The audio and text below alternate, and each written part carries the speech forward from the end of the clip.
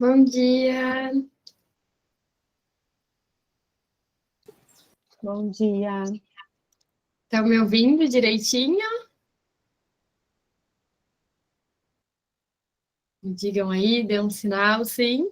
Sim, estamos Gente, como sempre, vou pedir para alguém se voluntariar, me ajudar e aceitando as pessoas que entram depois. Alguém topa, é só clicar em permitir quando alguém solicitar. Ajuda bastante.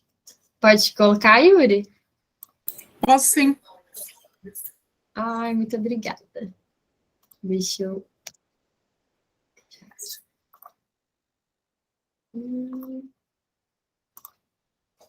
Vê aí, deu certo? Deu sim. Eu acho que o áudio parou aqui para mim.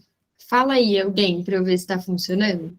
Oi, dá para ouvir? Alô? Então eu vou sair da sala e entrar novamente. Para vocês já irem se organizando aí, a gente está na página 61 do livro e a gente vai começar a leitura no parágrafo que fala no dia 5 de abril. Já volto, peraí. Podem continuar na sala, tá?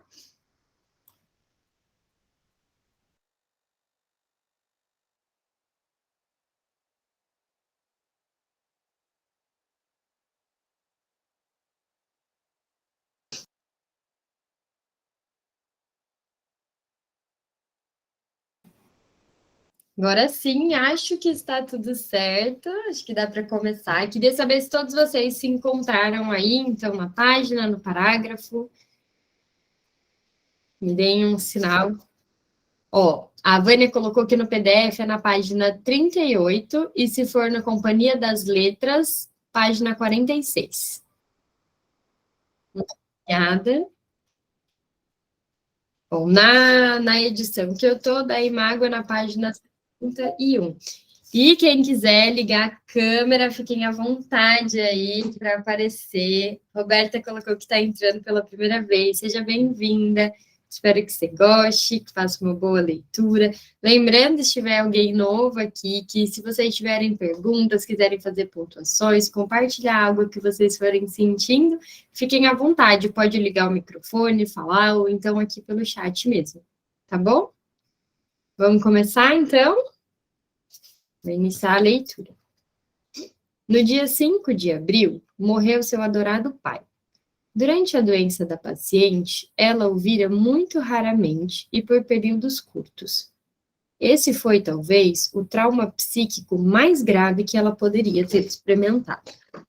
Uma violenta explosão de excitação foi acompanhada de um profundo estupor, que durou cerca de 2 dias e do qual ela emergiu num estado acentuadamente modificado. No começo, ficou muito mais tranquila e seus sentimentos de angústia tiveram uma redução considerável. A contratura do braço e perna direitos persistiu, bem como a anestesia de ambos, embora não fosse profunda. Houve um alto grau de restrição do campo visual. Num buquê de flores que lhe proporcionou muito prazer, só pôde ver uma flor de cada vez. Queixava-se de não conseguir reconhecer as pessoas. Normalmente, dizia, fora capaz de reconhecer rostos sem ter de fazer nenhum esforço deliberado. Agora era obrigada a fazer um laborioso, vamos lá que o inglês não é bom, né? Recognizing working. Aqui na nota de rodapé fala que é um trabalho de reconhecimento. Isa, nós estamos na página 62, primeiro parágrafo. E tinha que dizer a si mesmo: o nariz dessa pessoa é assim e assim, e o cabelo é assim ou assado, de modo que deve ser fulano. Todas as pessoas que via pareciam figuras de cera, sem qualquer ligação com ela. Achava muito aflita a presença de alguns de seus parentes próximos, e essa atitude negativa foi se acentuando cada vez mais. Quando alguém, a quem comumente via com prazer, entrava no quarto, ela o reconhecia e ficava consciente das coisas por um curto espaço de tempo. mas logo mergulhava de novo em suas elucubrações, e o visitante se apagava. Eu era a única pessoa que ela sempre reconhecia quando entrava. Enquanto eu conversava com ela, a paciente permanecia animada e em contato com as coisas, exceto pelas súbitas interrupções causadas por uma de suas vicências alucinatórias.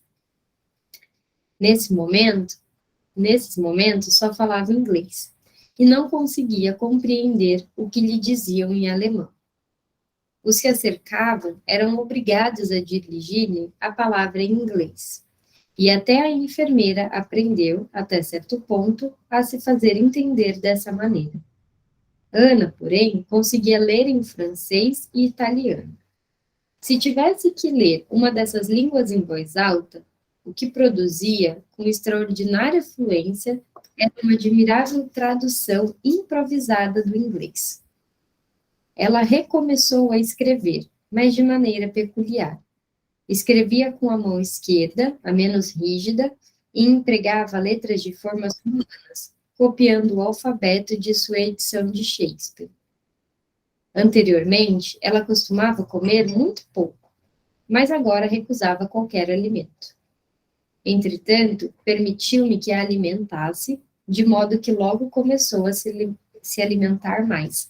Olha essa questão aqui, né, do Freud trazer que ela permitiu que ele o alimentasse. Como a gente vê isso, assim, né, dessa frieza que às vezes falam sobre ele, e que em situações assim, eu acho que cabe o questionamento de que frieza é essa, sabe? Será que de fato ele era frio? Porque em várias passagens assim do texto dele, não parece. Fran, a gente está na página do PDF 48, conforme a Rê colocou aqui. Sabe que, enquanto estava lendo agora, eu também fiquei pensando, né, nessa questão dos alimentos e tal. Eu estou atendendo um caso que a pessoa, ela relata que não consegue comer certos tipos de alimento. Então, ela tem uma restrição, e assim, da ordem daquele alimento, então ela não consegue comer nada. Não é como se, por exemplo, assim, eu não como carne vermelha, mas eu como o frango. Não, ela não, são dois grupos de alimento. Ela não consegue comer absolutamente nada. E ela diz que tem uma lembrança, então, que ocorreu na infância, muito no início da infância, de que ela era forçada a comer. E hoje, então, ela recusa esses grupos de alimento, porque eram o que forçava ela a comer. Então, olha como isso ainda aparece na nossa clínica. Eu tenho certeza que quem trabalha com transtorno alimentar, com certeza já ouviu várias vezes, né, discursos assim, parecidos com esse, ou que tenham os mesmos componentes disso. Uma recusa alimentar, que quando a gente vai tentar entender, tem algo ali da pessoa, né, da história de vida dela, que traz algum significado. Quando falo também de transtorno alimentar, eu sempre gosto de indicar o livro Todo Pão do Mundo. Meu, quem não leu, leia, porque esse livro é fantástico, é muito bom. Eu acho que ele, com certeza, é um dos melhores livros que eu já li até hoje. E ele vem falando, então, sobre transtorno alimentar. Quem gosta do tema, vale muito. Acho, inclusive, que já compartilharam em PDF ele. Vale, mas eu tenho ele físico e eu acho que vale muito comprar, porque ele é um livro que sempre dá para recorrer. E ele tem uma pegada mais poética também. Não sei se vocês aqui que estudam assim gostam de ter, né, de ler assim essas coisas mais poéticas, mas dá para perceber psicanálise em tudo. É muito legal. Bom, mas nunca consentia em comer pão. Após a refeição, lavava invariavelmente a boca e o fazia até mesmo quando, por qualquer motivo, nada era comido, o que indica como era distraída a respeito dessas coisas. Seus estados de sonolência à tarde e seu sono profundo depois do crepúsculo persistiram. Quando, depois disso, ela se havia esgotado de tanto falar, terei de explicar depois o que quero dizer com isso, ficava com a mente clara, calma e alegre. Esse estado relativamente tolerável não durou muito. Cerca de 10 dias após a morte do pai, chamou-se um médico para opinar sobre o caso, a quem, como fazia com todos os estranhos, ela ignorou inteiramente, enquanto eu demonstrava a ele todas as peculiaridades da paciente. That is like an examination. Isso parece um exame, disse ela a rir, quando fiz com que lesse em inglês, em voz alta, um texto escrito em francês. O outro médico interveio na conversa e tentou atrair-lhe a atenção, mas foi inútil. Era uma autêntica alucinação negativa, do tipo que, desde então, vem sendo produzida com frequência em caráter experimental. No fim, ele conseguiu romper a alucinação ao soprar fumaça no rosto da paciente. De súbito, ela viu diante de si um estranho. Precipitou-se para a porta a fim de retirar a chave e caiu no chão, inconsciente. Seguiu-se um breve acesso de raiva e depois uma grave crise de angústia, que tive grande dificuldade em acalmar. Infelizmente, tive que sair de Viena naquela noite, e ao retornar, passado vários dias, encontrei a paciente muito pior. Ela ficara sem qualquer alimentação durante todo aquele tempo. Estava extremamente angustiada e, em suas absências alucinatórias, via figuras aterradoras, caveiras e esqueletos. Dado que se comportava diante dessas coisas como se as tivesse vivenciado, e, em parte, as traduzia em palavras. As pessoas em torno dela ficaram amplamente cientes do conteúdo dessas alucinações. A ordem habitual das coisas era o estado sonolento à tarde, seguido após o pôr do sol, pela hipnose profunda, para a qual ela inventou um nome técnico de clouds, que significa nuvens. Quando, durante a hipnose, ela conseguia narrar as alucinações que tivera no decorrer do dia, despertava com a mente desanuviada, calma e alegre. Sentava-se para trabalhar e escrever ou desenhar até horas da noite, de maneira bem racional. Por volta das 4 horas, ia deitar-se. No dia seguinte, toda a série de fatos se repetia. Era um contraste realmente notável. Durante o dia, a paciente irresponsável, perseguida por alucinações, e à noite, a moça com a mente inteiramente lúcida. Apesar de sua euforia noturna, seu estado psíquico continuava a se deteriorar. Surgiram fortes impulsos suicidas, que tornaram desaconselhável que ela permanecesse morando no terceiro andar. Contra sua vontade, portanto, foi transferida para uma casa de campo nas imediações de Viena, em 7 de junho de 1881. Eu nunca a havia ameaçado com essa mudança de seu lar, que ela encarava com horror, mas ela, sem o dizer, havia esperado e temido tal medida. Esse fato deixou claro, mais uma vez, até que ponto o afeto de angústia dominava seu distúrbio psíquico. Assim como se havia instalado em um estado de maior tranquilidade logo após a morte do pai da paciente, também agora, quando o que ela temia de fato ocorreu, de novo ela ficou mais calma. Não obstante, a mudança foi imediatamente seguida por 3 dias e 3 noites, sem qualquer sono e sem alimento, por numerosas tentativas de suicídio. Embora, como Ana ficasse num jardim, tais tentativas não fossem perigosas. Pela quebra de janelas e assim por diante, e por alucinações não acompanhadas de absências, que ela era capaz de distinguir facilmente de suas outras alucinações. Depois disso, ficou mais calma, passou a deixar que a enfermeira a alimentasse e chegou até tomar cloral à noite. Todo mundo está acompanhando?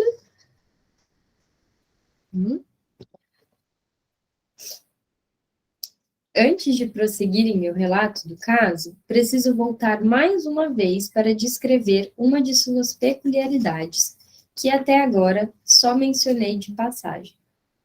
Já disse que ao longo de toda a doença, até esse ponto, a paciente caía num estado de sonolência todas as tardes, e que após o pôr do sol, esse período passava para um sono mais profundo. Clown's parece plausível atribuir essa sequência regular dos acontecimentos apenas à experiência dela enquanto cuidava do pai, o que teve de fazer por vários meses. Durante as noites, ela velava a cabeceira do paciente ou ficava acordada, escutando ansiosamente até amanhecer. Às tardes, deitava-se para um ligeiro repouso, como é o costume habitual das enfermeiras.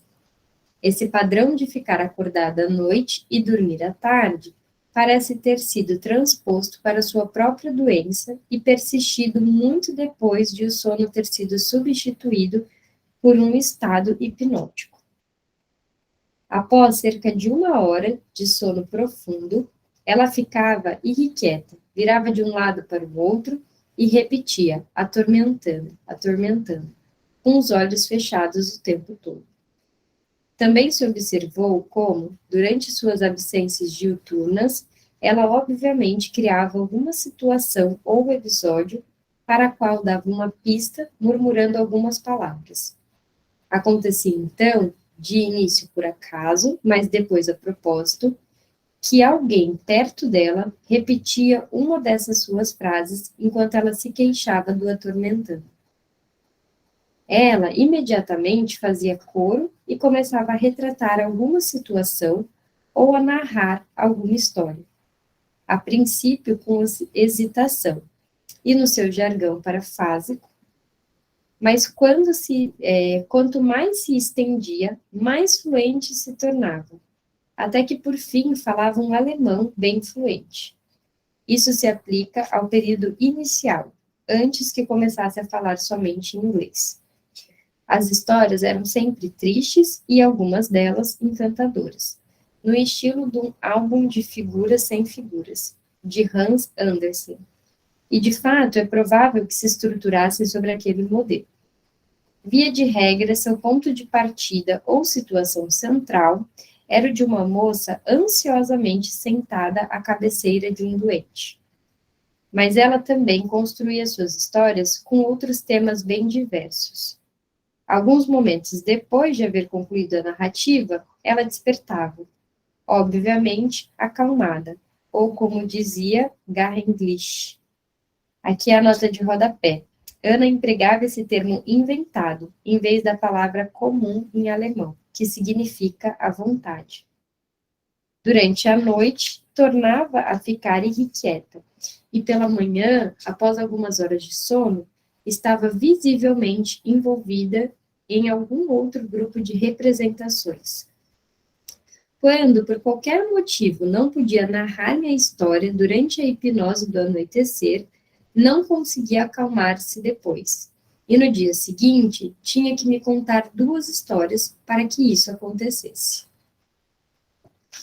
Deixa eu ver o que vocês estão falando no chat. Só para eu saber se está tudo bem. Beleza.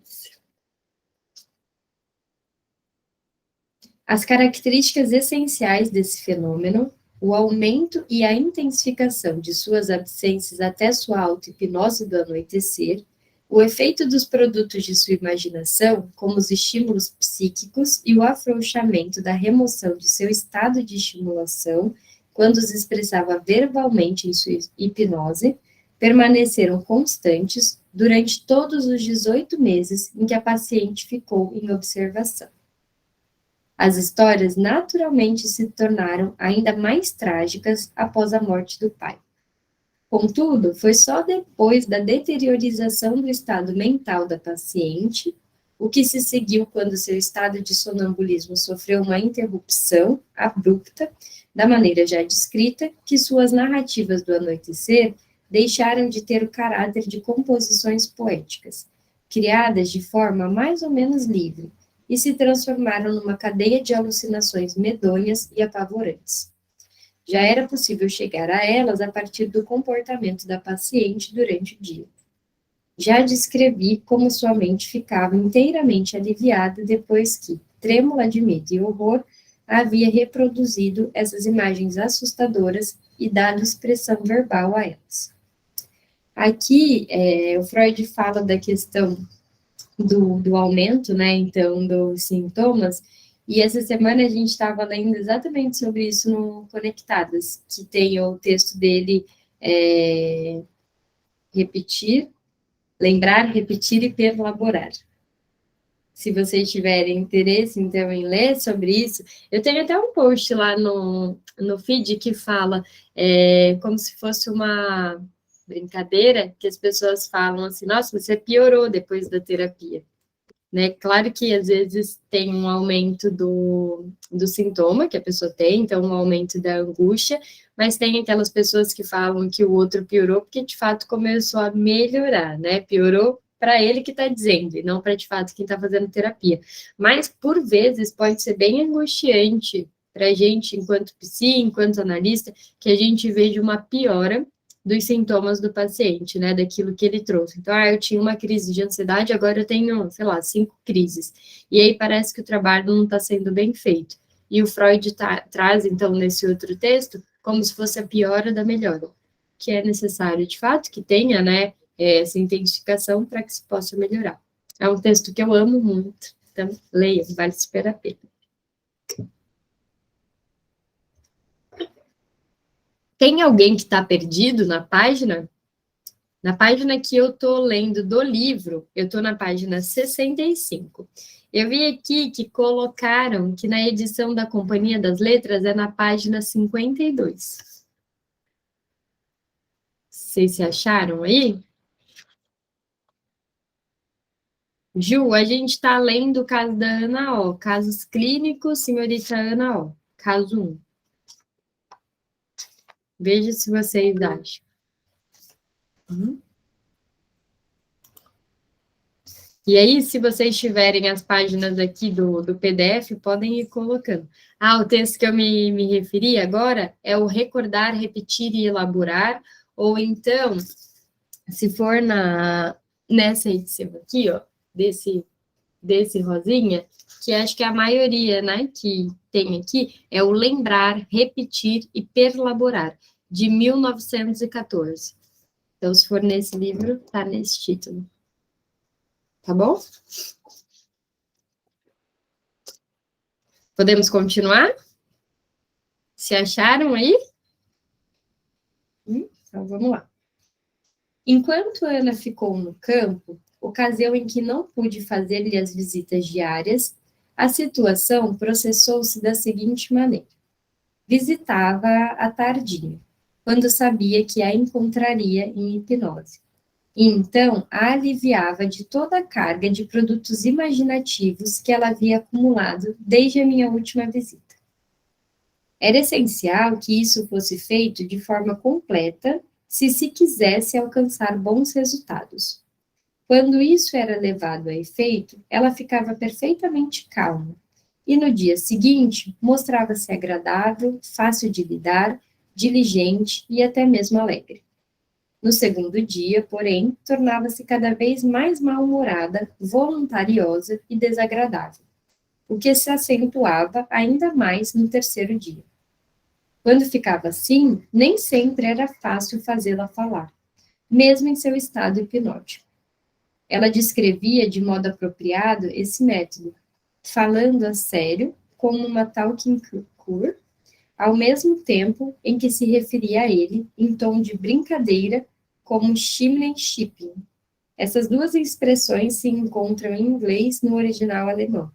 Talking cure, cura pela fala, Schimpling, limpeza de chaminé.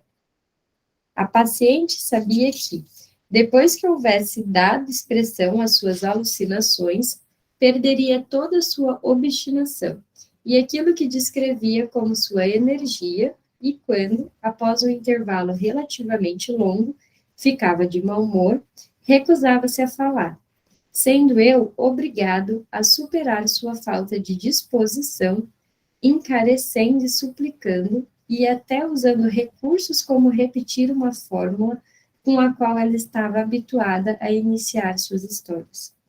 mas ela jamais começava a falar antes de haver confirmado plenamente minha identidade, apalpando-me as mãos com cuidado. Nas noites em que não se acalmava pela enunciação verbal, era necessário recorrer novamente ao plural. Eu já o havia experimentado em algumas ocasiões anteriores, mas me vi obrigado a aplicar-lhe 5 gramas, sendo o sono precedido por um estado de intoxicação que durava algumas horas. Quando me achava presente, esse estado era de euforia, mas em minha ausência era altamente desagradável e caracterizado por angústia e excitação. Pode-se observar, a propósito, que esse estado de intoxicação aguda não faz nenhuma diferença quanto às suas contraturas.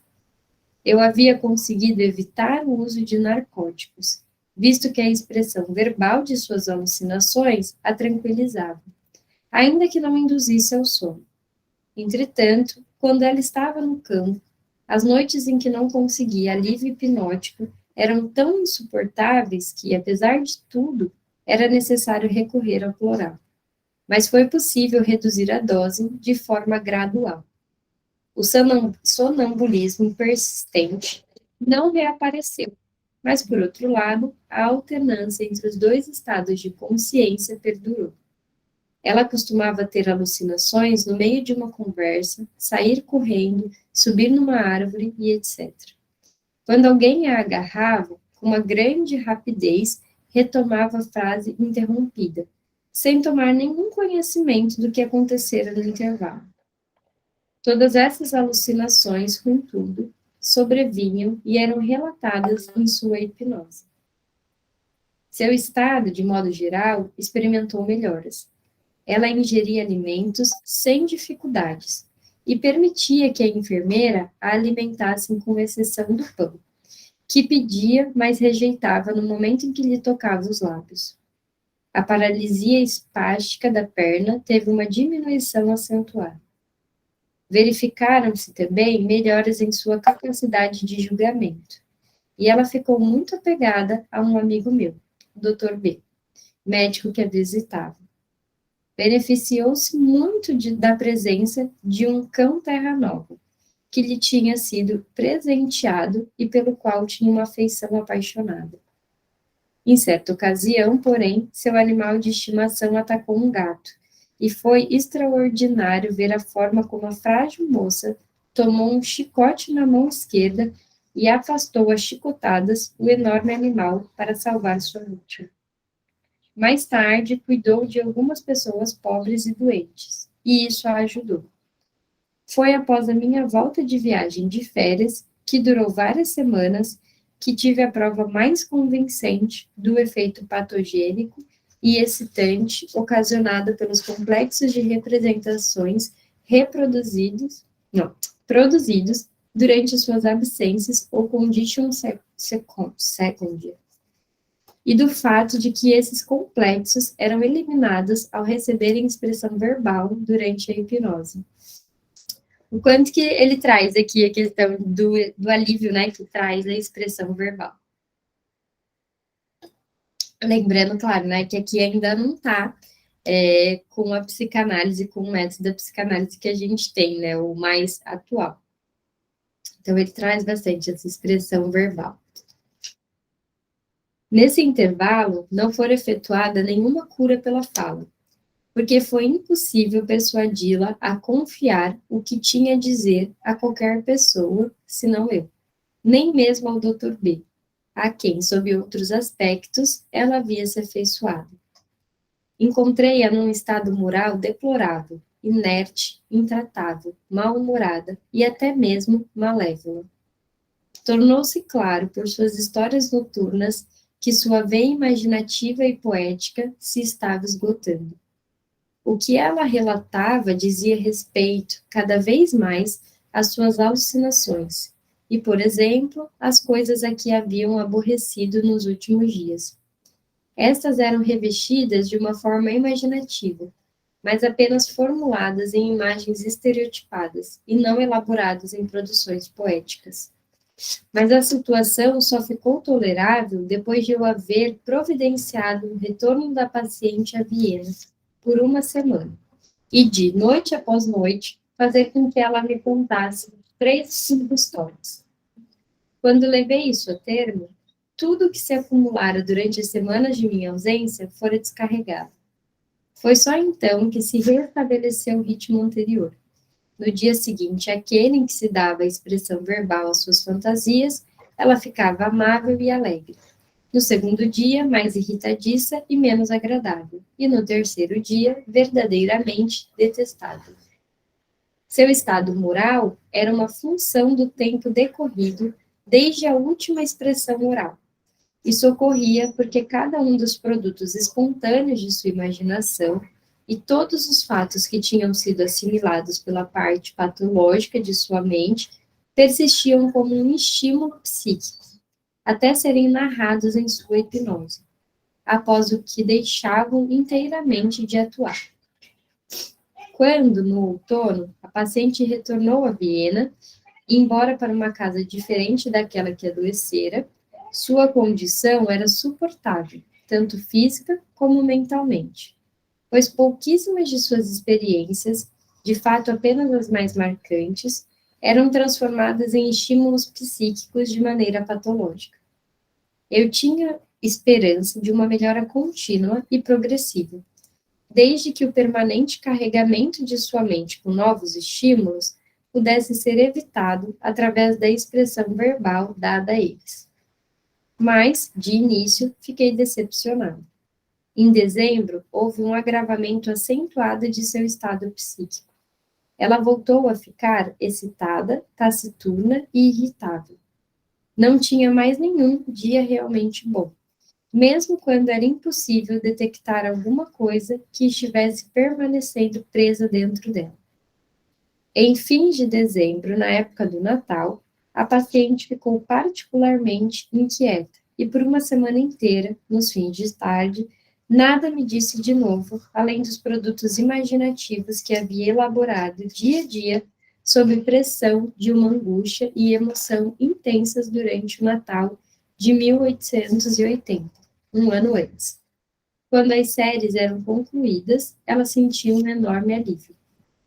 Sabe que eu acho que é impossível, assim, quando você está lendo esses casos, não pensar em toda a trajetória que foi percorrida pelo Freud, de trazer essa cura pela fala, de falar desse alívio, sem ainda ter todas as questões, os conceitos que a gente conhece hoje. Por isso que eu fiquei pensando em fazer a leitura e também, nesse ano, focar na leitura cronológica da obra, né, dele, para pensar de onde que se saiu e aonde que chegou. Porque às vezes a gente fala, né, da psicanálise e tudo, e aí as pessoas, elas querem começar pelo final, tendo, ou mesmo aquelas que querem começar já entendendo Lacan, e falam, nossa, mas eu não entendo nada, sendo que nunca fez uma leitura do Freud, nunca retomou aqui ao início, nunca deu a possibilidade de compreender da onde que ele saiu. E aí, pensando dessa maneira, né, de não se dar essa oportunidade, por vezes a obra dele pode parecer realmente muito confusa, e aí você pode pegar um conceito, alguma coisa, e falar, cara, mas da onde que ele tirou isso? Daqui não faz o menor sentido. E aí, se você não volta, embora você entenda o que quer dizer aquele conceito, você não consegue realmente ter uma propriedade, um entendimento, vou dizer um entendimento total, mas sem aquilo de como se houvesse uma única forma de entendimento. Não sei se fica claro. Mas assim, você não consegue se apropriar de fato daquilo se você não entende qual foi o caminho percorrido para que ele chegasse, então, nas conclusões. Fica claro isso? Faz sentido para vocês? Por isso que vocês têm que deixar a câmera ligada, para eu ver se balança a cabeça, isso, né? Se, tipo, não, tá viajando, ou, sim, isso daí faz todo sentido, senão parece que eu tô aqui falando sozinho. A Gabi colocou que tá amando ler o caso, compreendeu o início do início, né, de tudo, e sempre foi sobre ouvir e se dispor para o outro com atenção e carinho. E você vê o quanto ele é afetuoso, né? Eu não sei por que as pessoas inventam que ele era frio, de onde que se tira isso? Eu tenho uma percepção totalmente diferente. E aí, deixa eu ver aqui, é Vaneverson, é isso? Então, Freud mesmo voltava várias vezes aos seus escritos. E não tem um autor que escreva, né, sobre psicanálise dos reconhecidos mesmo, tanto dos mais antigos quanto dos atuais, que não faça muito esse retorno. Não existe alguém que compreenda a psicanálise tendo lido só o final dela. É preciso que tenha muito envolvimento desde o início, e aí você volta várias vezes, até um texto mesmo, a gente lê muitas vezes até que se tenha uma compreensão de fato. Ontem eu estava assistindo Harry Potter, quem me acompanha sabe, né, gente, que eu sou apaixonada por Harry Potter, eu amo. E meus filhos, uma vez eu coloquei para eles assistirem, sem muita intenção ali, né? Era só porque a gente queria assistir um filme, a gente brinca lá em casa, a gente tem o dia do filme em família, né? E aí eu coloquei Harry Potter, e assim, eles amaram. A minha filha, especialmente, assim, eu falo que ela é Potterhead, que ela ama. E aí ontem eu estava assistindo o último filme, que é um dos preferidos dela, né? E ela pediu. E aí, não sei se tem gente aqui que assiste, né? Harry Potter, mas ele faz tem uma batalha lá, né? Então, dele e do inimigo dele, vou colocar assim, para quem não entende. Então, o Harry e o Voldemort. E aí, para vencer aquilo, ele tem que eliminar as Horcruxes, né? E ele tem a Pedra da Ressurreição. E aí ele segura aquela pedra. E ontem estava assistindo lá, eu, meu marido e a Isis, e aí eu vi ele com a pedra, tudo vi o Dumbledore falando, né, naquela parte que ele coloca o rosto, assim, que ele tem o acesso a uma conversa, então, do Dumbledore e do Snape, né? E aí ele coloca a Pedra da Ressurreição, finge lá, então, que morreu, e olha, eu dando spoiler, né, para quem não assistiu, mas acho que já não é mais spoiler. E depois ele retoma, então, a vida. E aí, nesse momento, eu tava falando com o cara, é engraçado, né? Eu já assisti sem brincadeira, tipo, umas 600 vezes os filmes, porque a Isis quer assistir todos os dias. Então, eu assisto. E todas as vezes que eu assisto, eu vejo algo novo, tenho uma nova percepção da história, tem um outro olhar. E eu não sei se vocês sentem isso, mas eu acho que quando a gente assiste ou lê algo repetitivo, todas as vezes que a gente faz aquilo de novo, tem uma nova percepção. Tem algumas coisas que me facilitam ter isso. Estudar psicanálise tem isso, mas o filme, quando eu assisto, eu tenho essa sensação. E um outro livro, que aí, com certeza, todo mundo já conhece, que se chama Pequeno Príncipe. Acho que não existe alguém que não tenha lido Pequeno Príncipe, né? Meu, eu leio Pequeno Príncipe muitas vezes também. Muitas vezes da minha vida. Eu li quando eu era criança, depois eu lia na adolescência, li enquanto eu estava grávida, e aí eu ficava lendo porque é um dos livros que eu mais gosto, assim, né? Que é para criança, mas no fundo não é nada para criança. Assim. E todas as vezes que eu leio, eu tenho um entendimento e uma percepção diferente sobre aquilo. Vocês têm essa sensação das coisas, assim? E eu acho isso muito rico, assim, muito impressionante. Eu acho também que vai de acordo com as vivências que a gente tem, com o nível de amadurecimento emocional que a gente tem, e pensando na psicanálise, com o amadurecimento da teoria. E, além disso, com os casos que a gente atende. Às vezes as pessoas falam, né, eu não vou começar a atender porque eu não sou boa. Né? E aí, daí partiu aquela frase que eu sempre falo, que você não precisa ser boa para começar, você precisa começar para ser boa. Porque o quanto a gente se dispõe a atender, ainda que a gente só saiba o básico, ainda que a gente seja crua, o quanto você se dispõe a isso é também o tanto que você avança na teoria. Não dá para só entender a psicanálise se você só tiver o estudo teórico. O estudo teórico é importante, muito importante, mas não é ele que te garante, de fato, que você tenha ali, né, um ensinamento, vou colocar assim, um aprendizado, talvez. Assim como a análise pessoal, óbvio que é muito importante, mas só a junção disso tudo é que traz, então, um aprendizado e que você possa ir evoluindo ali. Se você faz só uma das coisas, o seu entendimento não é um entendimento completo, não é um entendimento suficiente não de perfeito, suficiente tipo o Winnicott fala, sabe? Então, eu acho que faz muito essa junção, assim, por isso que eu gosto toda hora desse retorno. Muitas vezes, quando a gente está atendendo um paciente novo e ele traz alguma coisa e você volta num texto que é necessário para que você aprofunde naquele caso, você tem uma percepção nova. É sobre isso que eu estou falando, é esse sentimento que eu queria trazer. Deixa eu ver aqui que vocês colocaram algumas coisas no chat. Com certeza sempre vem uma ideia diferente o momento atual que estamos vivendo também. Muito, conta muito o momento que a gente vive e o que a gente está passando na nossa vida mesmo, pessoal, as experiências que a gente tem. Então, a professora falava sempre, olha de novo, e como isso faz diferença. Sabe que eu não sei se é verdade, mas eu tinha um professor de psicanálise na faculdade que ele falava que o Freud tem escrito, mas eu nunca li esse texto, não sei se é verdade. Foi só na faculdade, que ele dizia que o Freud falava para alguém que tinha uma mesa de madeira, e ele perguntava, o que é isso? Ah, é uma mesa de madeira. E o que mais? Ah, é uma mesa de madeira marrom. E o que mais? Ah, é um retângulo em cima de, sei lá, de quadrados e, sabe, e avançando assim. E aquilo no final não era só uma mesa.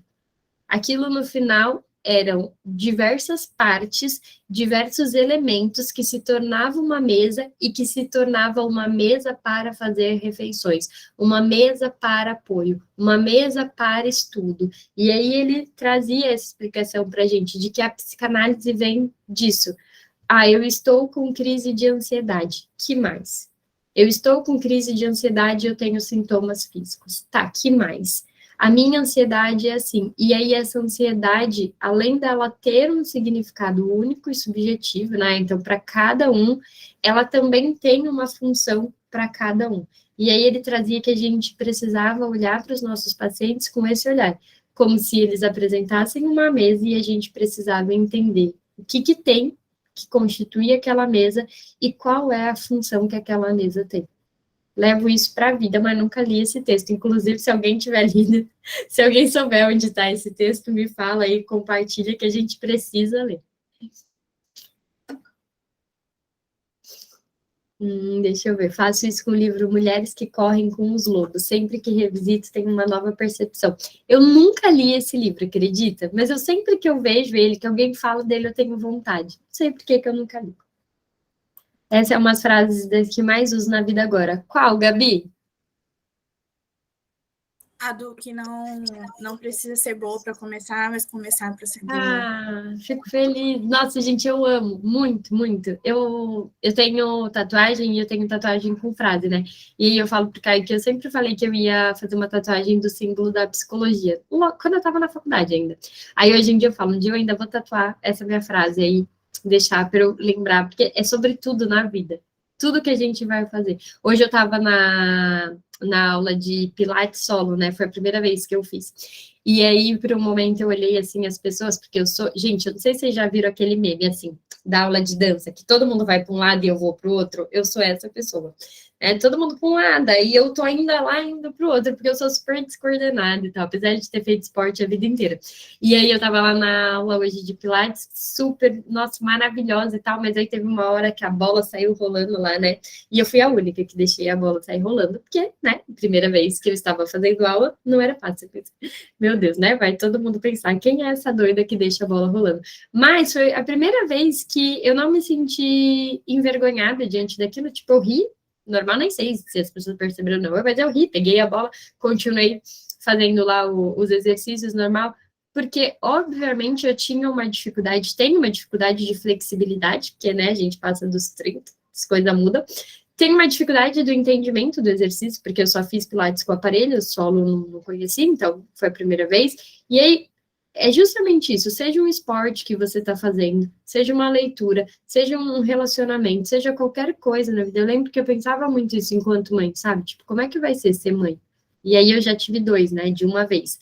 Que não tive nenhum para começar a experiência, para depois ter o outro. Não, é tudo de uma vez, tipo, é isso aí, vai vivendo a experiência. E hoje eu me acho uma boa mãe, me considero uma boa mãe.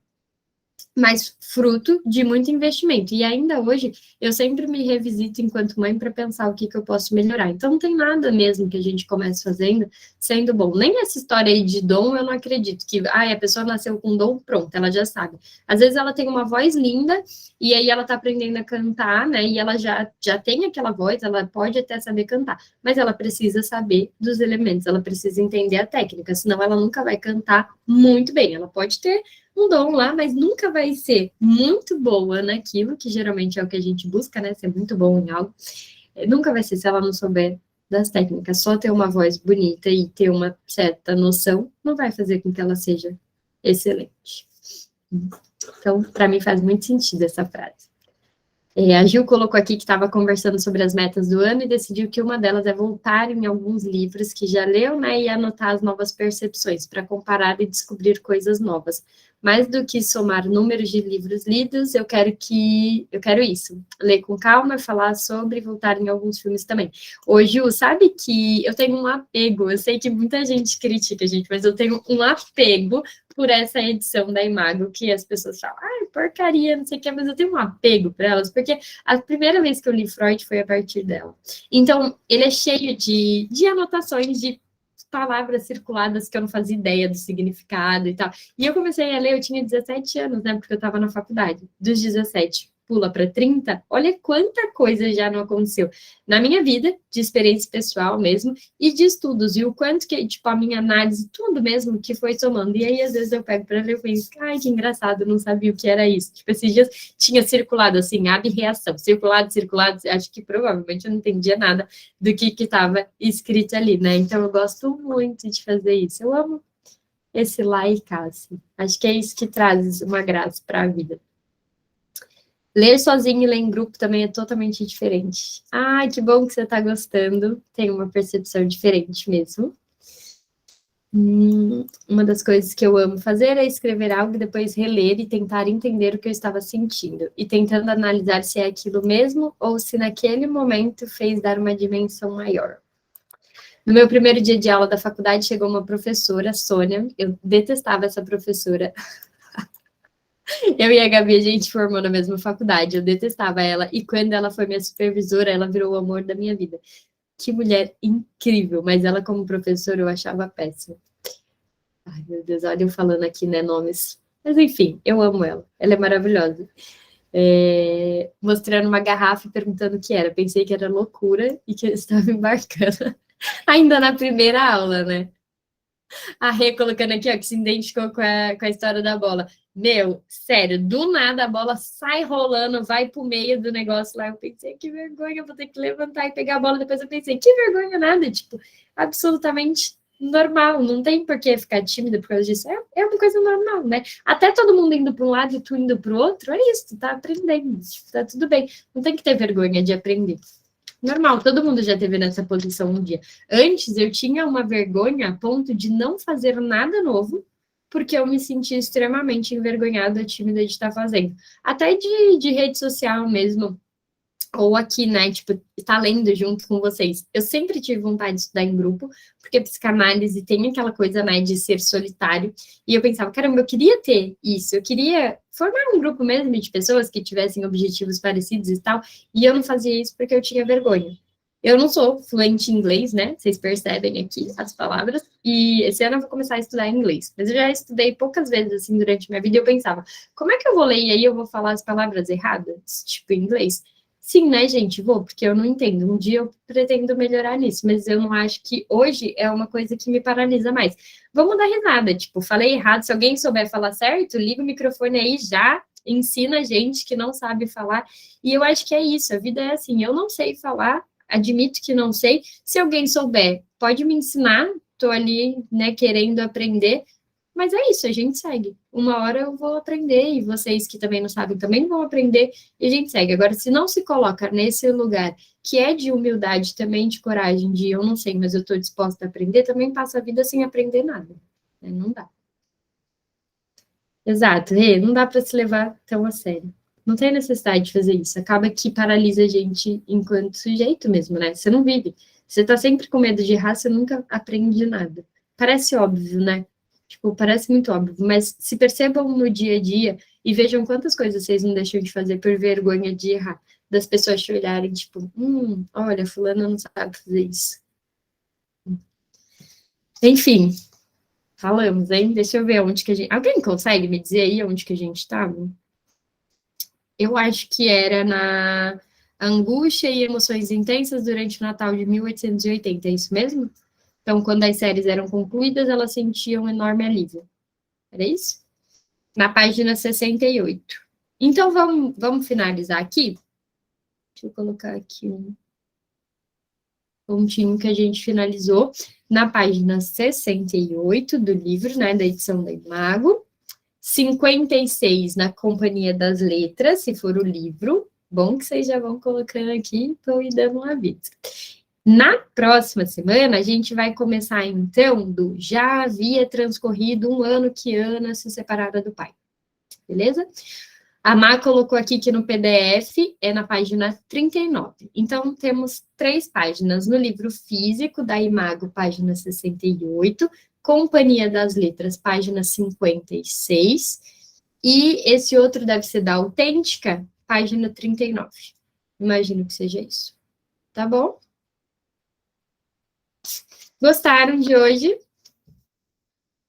Sim? Então, a gente se vê semana que vem. Que bom, fico feliz. A gente se vê na semana que vem, e aí daqui a pouco eu vou colocar o link lá, então, do YouTube. Não, se vocês, de repente, quiserem assistir de novo, se quiserem compartilhar, agradeço, fico muito feliz. E um beijo, então, até a próxima. Muito obrigada por vocês toparem estarem aqui comigo mais uma semana. Beijinhos.